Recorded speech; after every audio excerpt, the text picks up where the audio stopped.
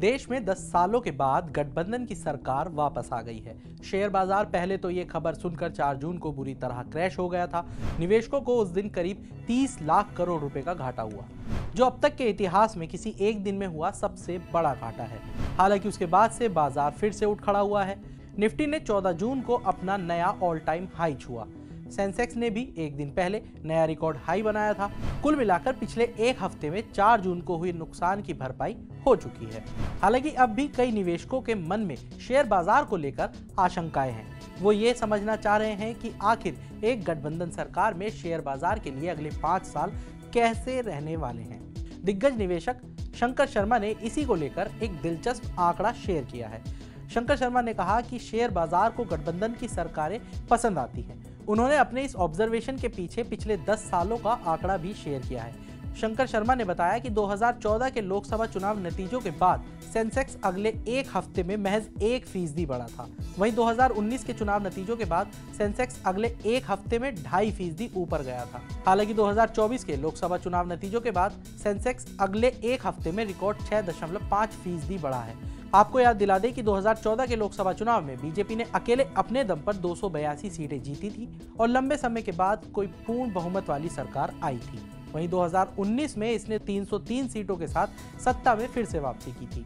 हालांकि इस बार 2024 में बीजेपी को सिर्फ 240 सीटों पर जीत मिली है, जो बहुमत के लिए जरूरी 272 सीटों से कम है। ऐसे में बीजेपी को जेडीयू और टीडीपी जैसी दूसरी पार्टियों के साथ मिलकर गठबंधन में सरकार बनानी पड़ी है।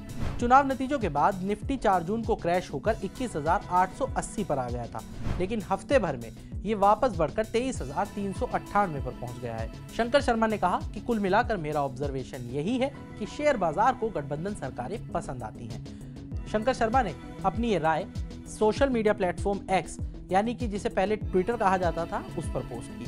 इस पर एक यूजर ने कहा कि उसके हिसाब से शेयर बाजार में तेजी की असल वजह यही है कि गठबंधन की सरकार आने के बावजूद केंद्र के स्तर पर नीतियों में निरंतरता है। इस पर शंकर शर्मा ने कहा कि एक पूर्ण बहुमत की सरकार से गठबंधन सरकार बनने को कहीं से भी निरंतरता नहीं कहा जा सकता। ये सब बस शुरुआती अटकलें हैं। उन्होंने कहा कि सरकार बने अभी 2 दिन भी नहीं हुए हैं। नीतियों में निरंतरता रहेगी या नहीं, ये तो अभी खुद को सरकार को भी नहीं पता। ऐसे में आप इस बारे में अंदाजा कैसे लगा सकते हैं। शंकर शर्मा ने इससे पहले मनी कंट्रोल से एक बातचीत में कहा था कि सत्ता में चाहे कोई भी हो, हमें ये देखना चाहिए कि देश आगे बढ़ता है। हमारा मानना है कि भारत आगे बढ़ेगा, चाहे सत्ता में कोई भी हो। यहाँ तक कि गठबंधन सरकारों ने भी अतीत में विकास किया है। अब ऐसे में निगाह सरकार के फोकस वाले सेक्टर पर रहनी चाहिए।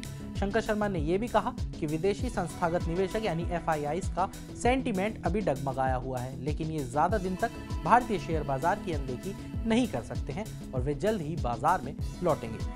तो इस वीडियो में इतना ही। बाकी तमाम बड़ी खबरों के लिए जुड़े रहिए मनी कंट्रोल हिंदी के साथ। आप हमारे यूट्यूब चैनल को सब्सक्राइब करें, फेसबुक पेज को लाइक करें और अब व्हाट्सएप के जरिए भी आप हमसे जुड़ सकते हैं। व्हाट्सएप चैनल का लिंक आपको कमेंट बॉक्स में मिल जाएगा। तब तक के लिए धन्यवाद।